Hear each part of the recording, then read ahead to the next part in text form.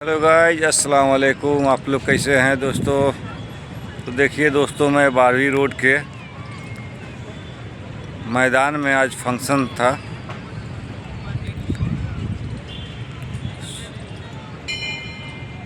तो वहाँ पे मैं आप लोगों को लेकर के आया हूँ। देखिए कितना खूबसूरत सजावट है।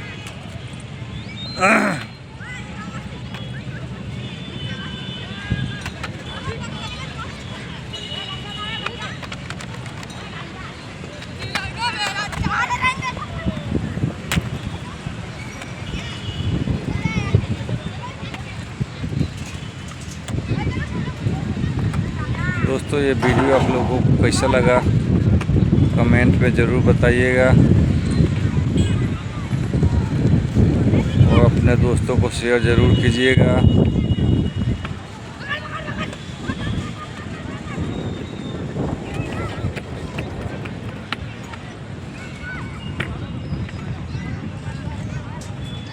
धन्यवाद।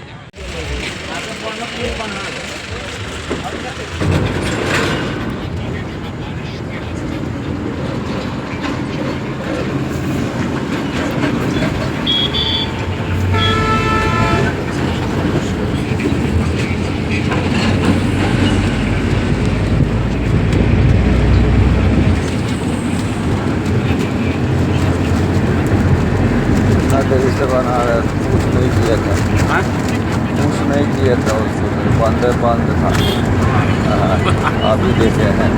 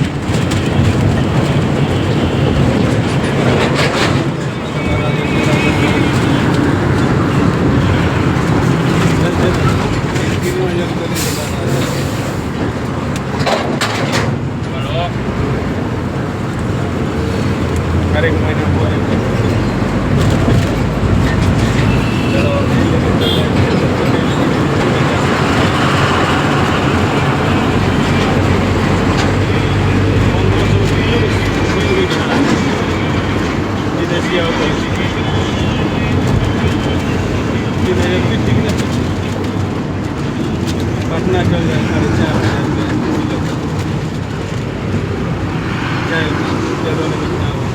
हेलो बात हो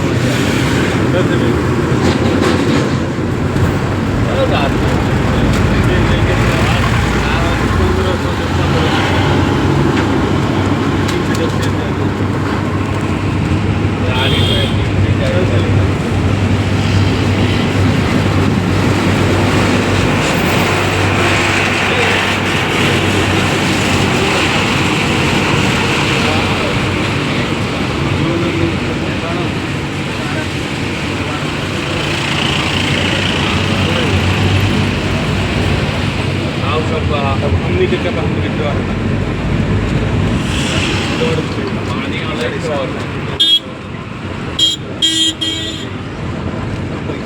चला ठीक है, बाद में फोन करबो।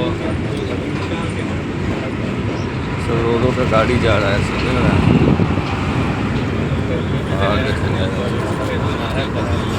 स्विफ्ट डिजायर गाड़ी सब स्विफ्ट डिजायर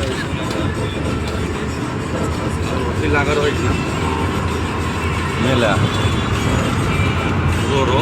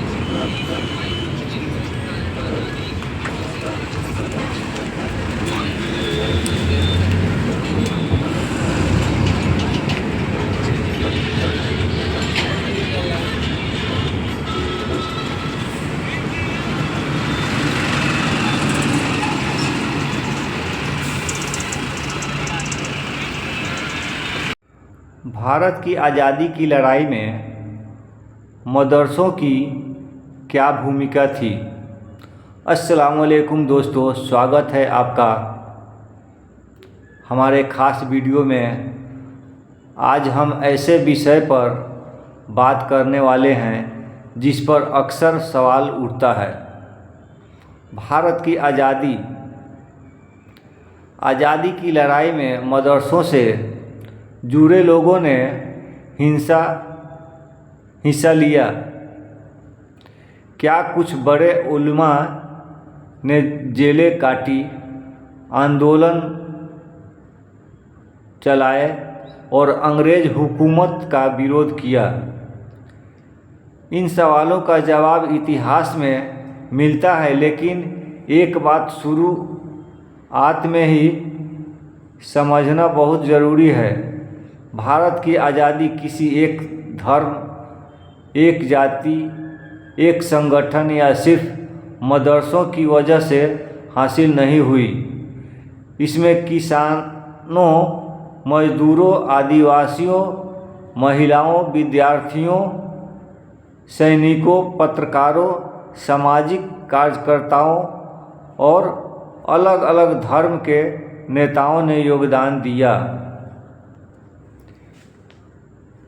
इसी व्यापक स्वतंत्रता आंदोलन के अंदर मदरसों से जुड़े कुछ उलमा और उनके संस्थानों में भी महत्वपूर्ण भूमिका निभाई।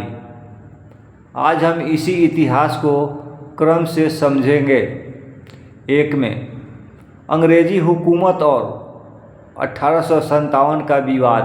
भारत में पहली सत्ता मजबूत होने के साथ ही देश के अलग अलग हिस्सों में अंग्रेज़ों के खिलाफ विरोध बढ़ता गया।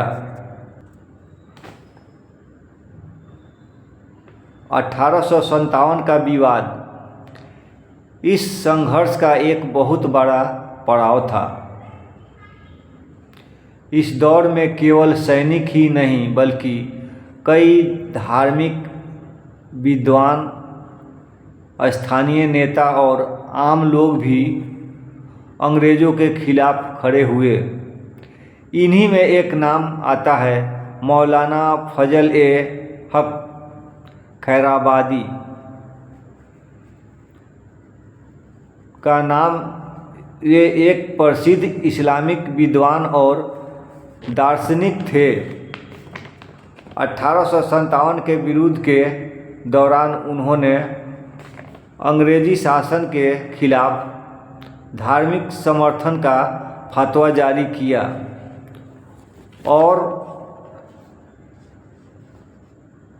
बाद में ब्रिटिश सरकार ने उन्हें गिरफ्तार कर लिया। गिरफ्तार कर अंडमान भेज दिया, जहां उन्होंने कैद की सज़ा भुगती। यह उदाहरण हमें बताता है कि उस समय कुछ धार्मिक विद्वान अंग्रेजी शासन के विरोध में सीधे राजनीतिक संघर्ष से जुड़े थे। लेकिन यह भी याद रखना चाहिए कि 1857 का विद्रोह बहुत व्यापक था। इसमें बहादुर शाह जफर, रानी लक्ष्मीबाई, तात्या टोपे, नाना साहेब, बेगम हजरत महल और उनके सैनिकों तथा आम लोग ने अलग अलग क्षेत्रों में संघर्ष किया। इसलिए 1857 को किसी एक व्यक्ति का संस्था की लड़ाई कहना इतिहास को छोटा करना होगा।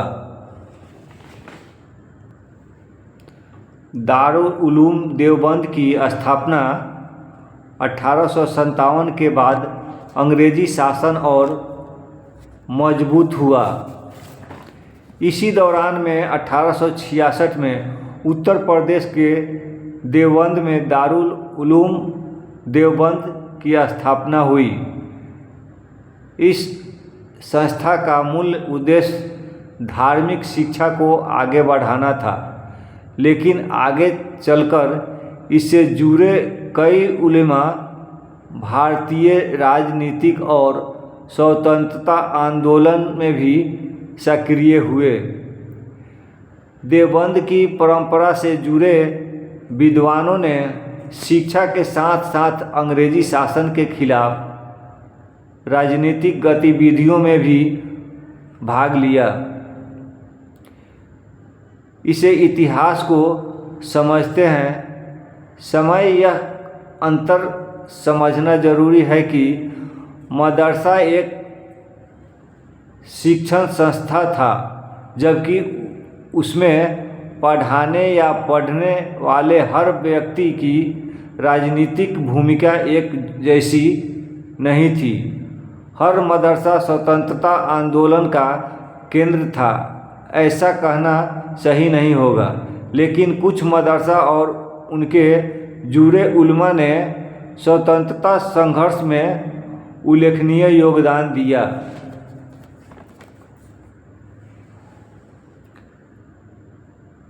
शेख हिंद मौलाना महमूद हसन।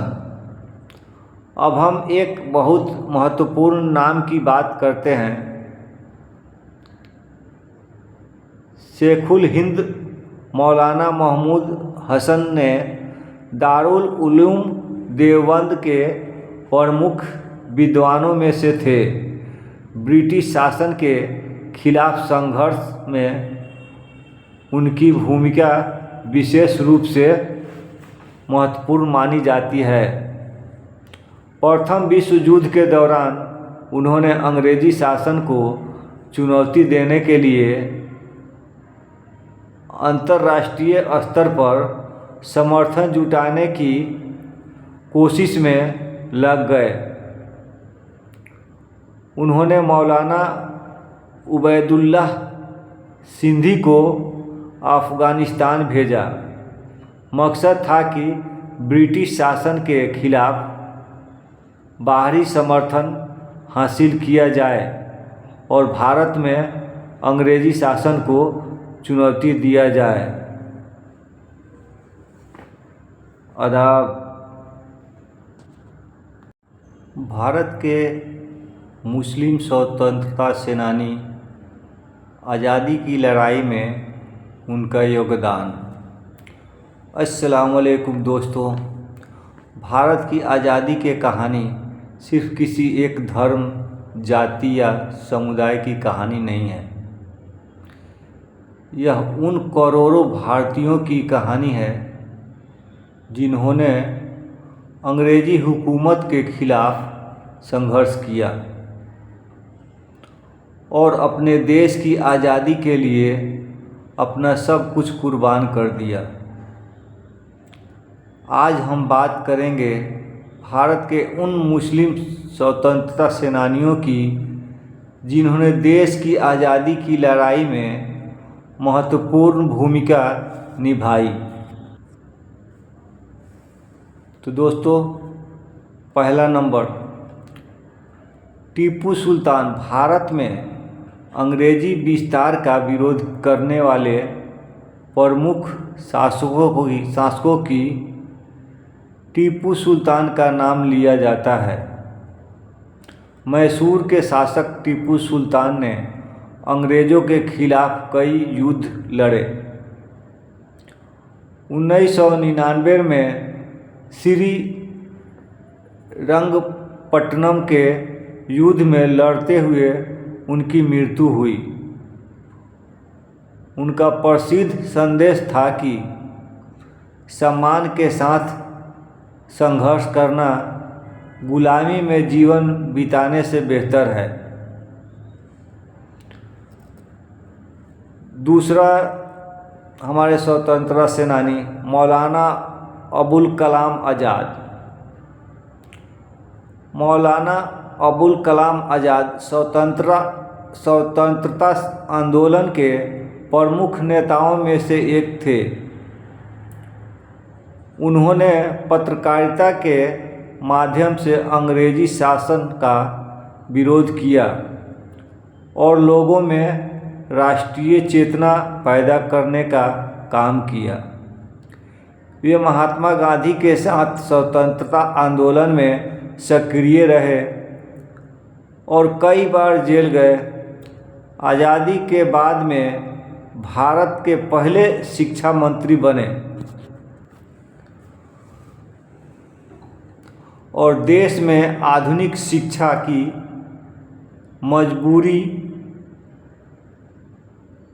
मजबूती नींव रखने में महत्वपूर्ण भूमिका निभाई। तीसरा, हमारे अशफाक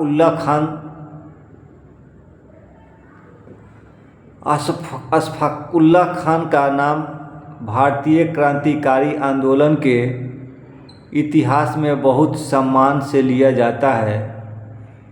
वे राम प्रसाद बिस्मिल और हिंदुस्तान रिपब्लिक एसोसिएशन के साथ जुड़े थे।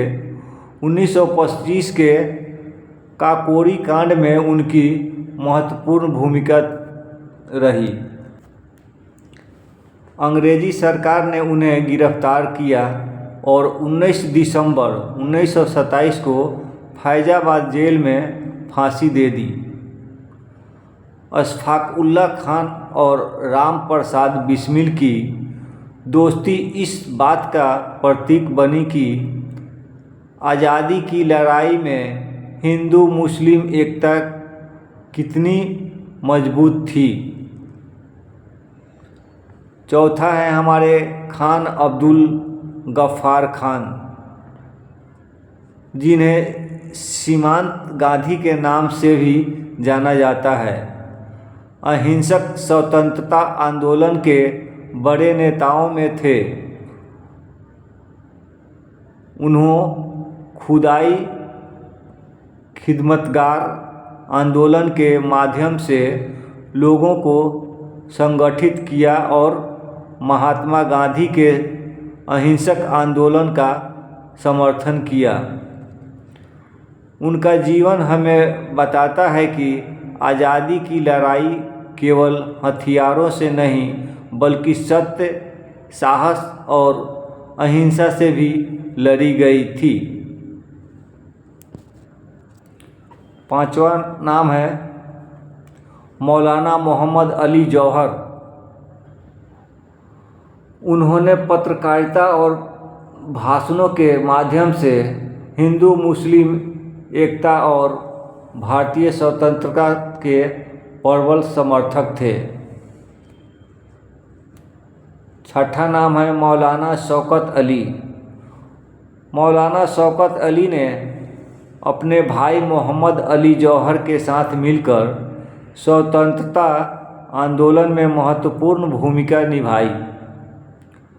दोनों भाइयों ने अंग्रेजी शासन के खिलाफ जनता को जागरूक किया और महात्मा गांधी के सहयोग आंदोलन में भी जुड़े। सातवां नाम है हकीम अजमल खान। उन्होंने शिक्षा के क्षेत्र में भी महत्वपूर्ण काम किया और जामिया मिलिया इस्लामिया की स्थापना में सहयोग दिया। आठवां नाम है बेगम हजरत महल। 1957 के स्वतंत्रता संग्राम में बेगम हजरत महल का योगदान बेहद महत्वपूर्ण था। उन्होंने अवध में अंग्रेज़ों के खिलाफ संघर्ष का नेतृत्व किया और अपने बेटे वीर सिंह कद्र के नाम पर शासन संभाला।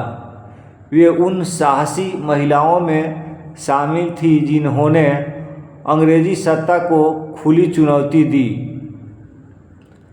हमारी आज़ादी की असली ताकत दोस्तों इस संघर्ष में हिंदू, मुस्लिम, सिख, ईसाई और अनेक समुदायों के लोग मिलकर अंग्रेज़ों शासन का समाप्त किया। एक आज़ाद भारत। अगर आपको यह जानकारी अच्छी लगी तो वीडियो को लाइक, शेयर और अमानुल वीडियो ब्लॉग को सब्सक्राइब जरूर करें। जय हिंद।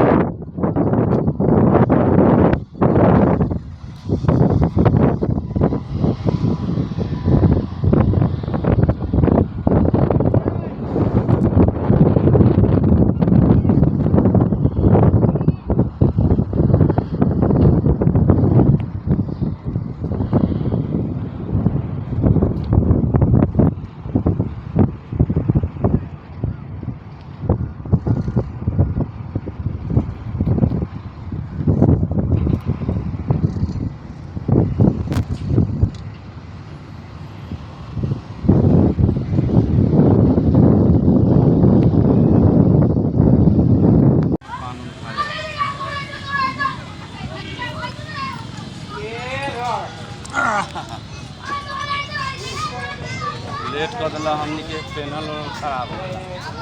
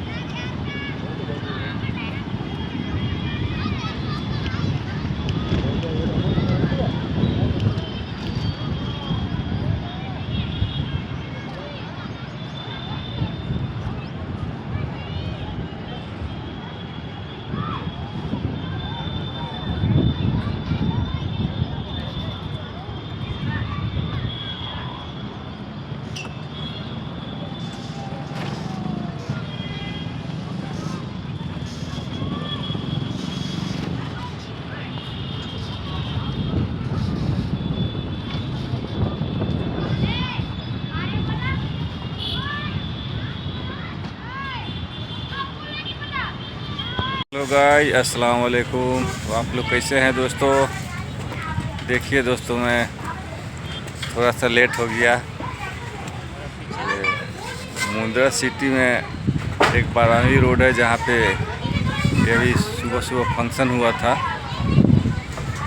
थोड़ा मैं लेट पहुँचा हूँ, ये भी मैं आप लोग को दिखा रहा हूँ। देखिए कितना अच्छा खूबसूरत डेकोरेशन किया गया था।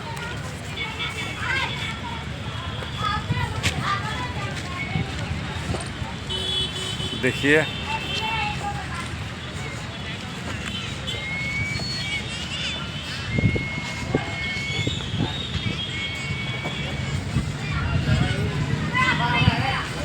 दोस्तों, ये वीडियो आप लोग को अच्छा लगे तो लाइक, कमेंट और अपने दोस्तों में शेयर ज़रूर कीजिएगा।